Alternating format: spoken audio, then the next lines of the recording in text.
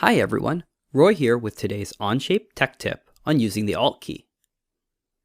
In an assembly or part studio, simply use the shortcut Alt plus C to bring up the Search Tools dialog.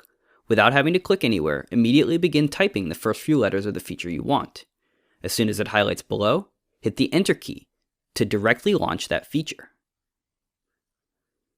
Using a standard right-click and drag will rotate the model, but holding Alt while doing so will rotate without allowing roll. This can often be a smoother, more predictable behavior. Transparent components in Onshape are still selectable by default, but by holding the Alt key, we can select directly through these components as needed.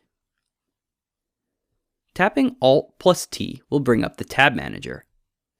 You can use this to quickly search for a specific tab, and once again, as soon as it's highlighted below, simply hit the Enter key to open that tab.